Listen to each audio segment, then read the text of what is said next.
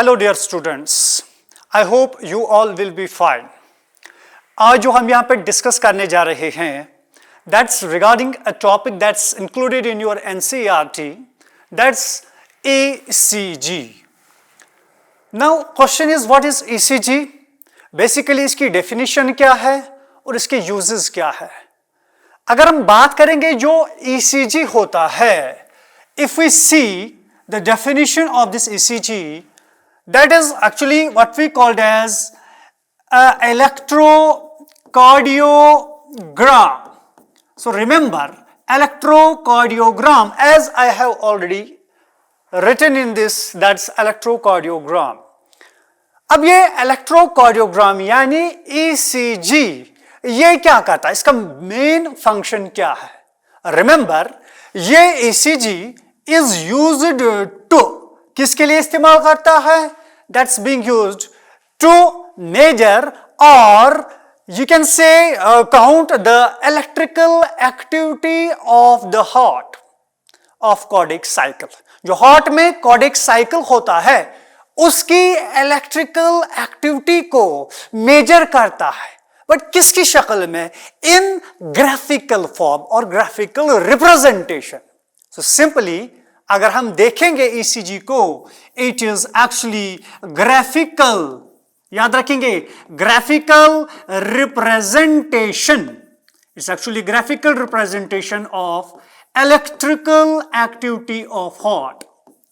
Electrical activity of heart. So remember, जो आपका heart electrical activity करता है उसको मेजर करता है आपका ECG.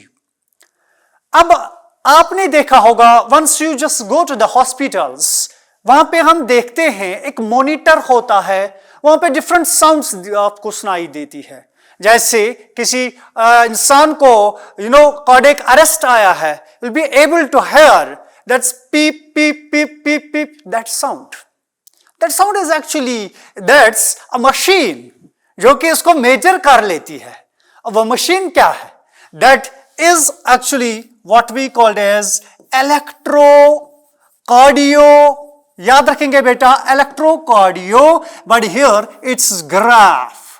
Now आप कंफ्यूज हो जाएंगे, सर आपने ग्राफिकल रिप्रेजेंटेशन को ग्राम बताया और यहां पे जो मशीन की बात आ जाती है इसको आपने क्या बताया? That is electrocardiograph. But this is right.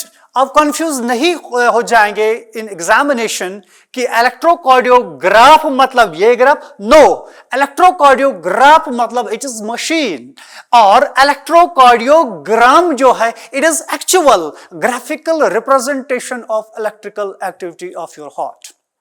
Okay, now अगर हम ECG की बात करेंगे, इसको पहले किसने किया था? तो रिमेंबर बेटा, the first ECG it was first done by that's William Einthoven. William Einthoven जो इंडिविजुअल थे उन्होंने पहला ECG किया.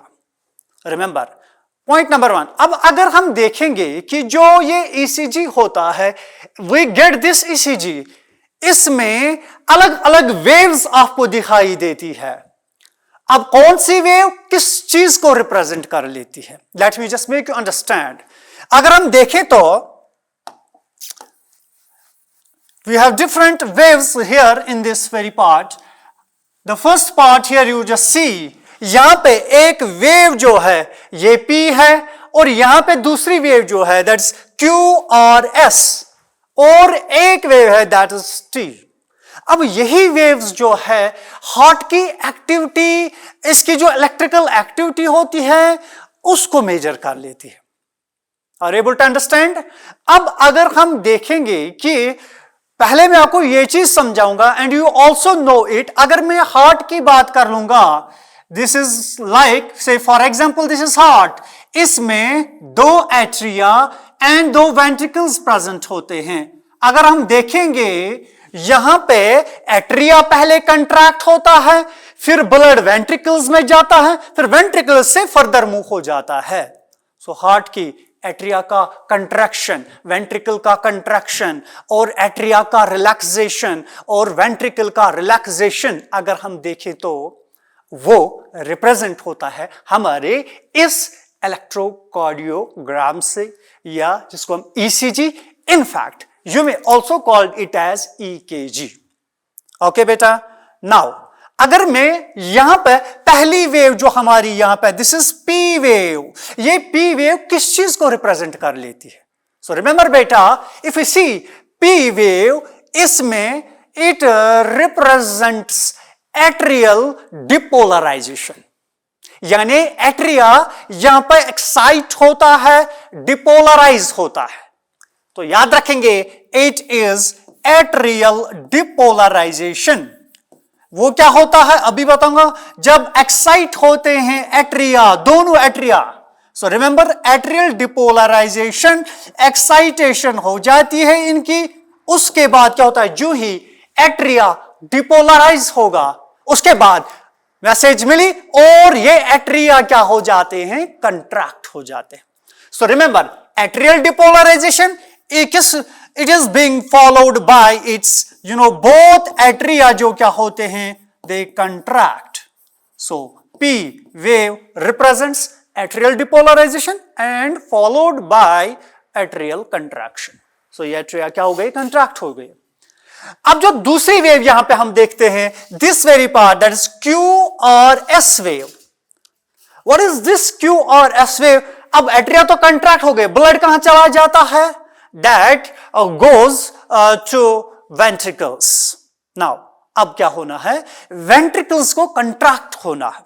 So जो ये वाली वेव हमारी है, अगर मैं यहां पे देखूंगा, this very wave, that is Q और S, पहले एट्रिया कंट्रैक्ट हुआ था by depolarization of atria. So second is यहां पे हमारे जो ventricles होते हैं, ventricular, but that is depolarization, यानी इनमें भी ये सिग्नलिंग आ जाती है, इलेक्ट्रिकल एक्टिविटी आ जाती है, जिसकी वजह से ये डिपोलराइज होते हैं।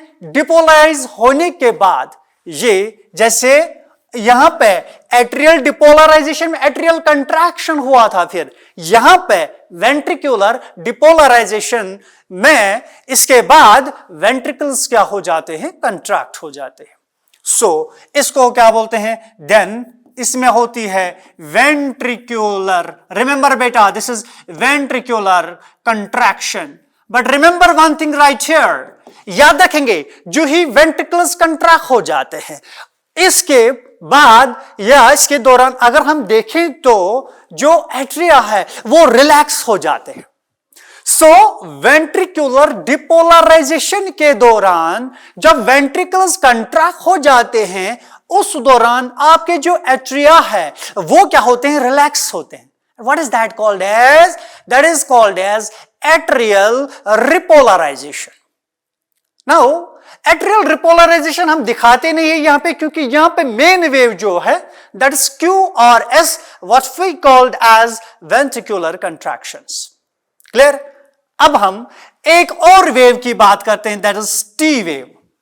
नाउ T वेव के बाद हम क्या कर लेते हैं, if we see this T wave में जैसे ये कंट्रैक्ट हो गए, फिर वेंट्रिकल्स कंट्रैक्ट हो जाते, वेंट्रिकल्स क्या हो जाएंगे, फिर रिलैक्स। जैसे एट्रिया कंट्रैक्ट होके रिलैक्स हो गए, रिपोलराइज हो गए, यहां पे वेंट्रिकल्स जो है कंट्रैक्ट होने के बाद, डिपोलराइज होने के बाद क्या हो जाएंगे, रिलैक्स हो जाएंगे। What we called as repolarization of ventricles. So remember, जो यहां पे टी वेव है ये रिप्रेजेंट करती है what we called as ventricular repolarization. What is ventricular repolarization? Remember बेटा, ventricles क्या होते हैं यहां पे, start होते हैं, relax होना। So remember, this is called as ventricular relaxation। यहां पे ventricle क्या हो जाते हैं, relax होते हैं।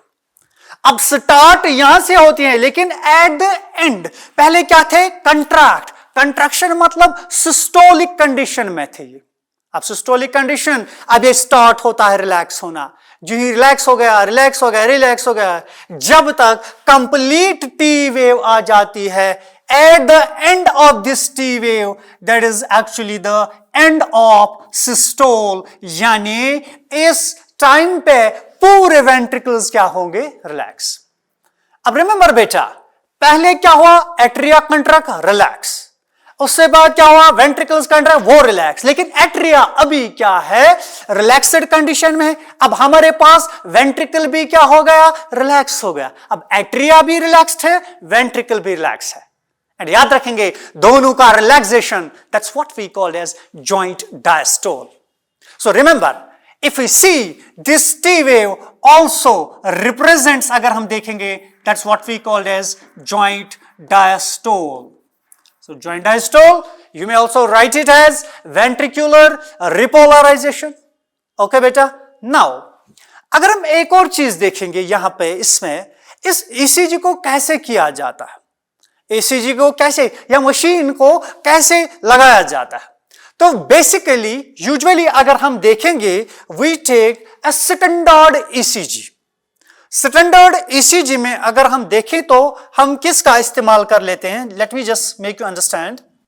ओके, अब हम यहां पे अंडरस्टैंड करेंगे कि इस ईसीजी को, स्टैंडर्ड ईसीजी का जो हम डिवाइस यूज कर लेते हैं, इसमें किन लीड्स का यूज होता है। So remember, we use 3 leads, याद रखेंगे 3 लीड्स का इस्तेमाल किया जाता है स्टैंडर्ड ईसीजी में। So first point, what you just remember, ये जो एक लीड होती है, that's to be kept on your right wrist, and दूसरी क्या होती है, वो भी लेफ्ट रिस्ट। अब एक जो लीड है वो कहां पे हम लगाते हैं, दैट्स ऑन योर, याद रखेंगे, that is left ankle. Remember, अब कभी क्वेश्चन आता है कि लेफ्ट और राइट, ऑलवेज रिमेंबर, जिस साइड से आपका हार्ट है उस साइड से आपके एंकल पे हम थर्ड वाली लीड लगाते हैं। सो याद रखेंगे 3 leads, what we called as 1 to each wrist, हर एक रिस्ट पे यूज की जाती है, एक तो ये and 1 on left ankle. So remember बेटा, लेफ्ट एंकल पे लगाई जाती है। हाँ, अगर हम कुछ और चीजें, गेटिंग अ क्लियरिटी या more details of a particular heart condition और इलेक्ट्रिकल एक्टिविटी, वो मल्टीपल लीड्स का जो चेस्ट पे यूज किया जाता है। क्लियर? सो इसके बाद अगर हम देखेंगे इस हार्ट की पॉइंट नंबर, ये आप याद रखेंगे, जो वेव मैंने ऑलरेडी आपको बताई थी, कौन सी वाली wave, that is if we see, what is this called is, first that is P wave, P, this is Q, this is R, this is S, S के बाद ये एक है, that's T. Okay? And remember बेटा, Q और S, it represents, what it represents, it actually represents your, what we called as heart beat rate. यानी जितनी आपकी Q और S 1 मिनट में मिलेगी, उतनी आपकी क्या होगी, हार्ट बीट रेट होगी। हाँ, दिस इज नॉर्मल ईसीजी। अगर हम किसी ईसीजी की बात करेंगे, डिविएशन हो जाती है फ्रॉम नॉर्मल ईसीजी, इसमें there might be some abnormality in heart electrical conductivity, उसमें एबनॉर्मलिटी हो सकती है। क्लियर? सो एबनॉर्मलिटी, और यही ईसीजी हमें क्लिनिकल सिग्निफिकेंस देता है। अगर कोई एबनॉर्मलिटी है, so then they are prescribed for more tests, but if ECG is normal, then your heart is normal. एक सिंपल सी एग्जांपल देके मैं कंक्लूड कर लूंगा, दैट्स, अगर हम देखेंगे एक ईसीजी है, this is P wave, this is Q, this is R, and this is what we called as S, and this is T. ठीक है, दिस इज पी, क्यू और एस टी। ठीक है, क्यू और एस टी, अगर ये क्या होगा, डिप्रेस होगा और फ्लैट होगा, क्या ये नॉर्मल है? This is not normal. So if S T is depressed, ये एक क्लिनिकल कंडीशन को रिप्रेजेंट करता है, और वो क्लिनिकल कंडीशन क्या है? This condition is called as myocardial ischemia, MIA, myocardial ischemia. Point number 1, अब अगर यही ST वेव अगर हम देखेंगे, let me just make you understand, अगर हम इसको देखें, इस ST वेव को, if we see this ST wave, if it is elevated and flat, अगर elevated है और flat है, इधर मैं आपको दिखाऊंगा, अगर ये elevated है या flat है, so what is that condition called as? Remember beta, if it is elevated and flat, this condition is what we call as, it's like this, that is S and T. If it is elevated, this is called as myocardial infraction. So remember, this is myocardial infraction. So remember beta, you have to remember, ये जो ECG है, that actually is of clinical significance and is a graphical representation of the electrical activity of the heart, and if electrical activity of heart is normal, then your heart is okay. And once you find any abnormality in this electrical activity or any abnormality in these waves, either elevated, flat, repressed, it is of clinical significance, may represent heart attack, may represent myocardial what we call as infarction, in fact myocardial ischemia. And if you find QRS, इसके number को अगर हम देखेंगे, it represents heart beat rate. I hope you understand. Thank you.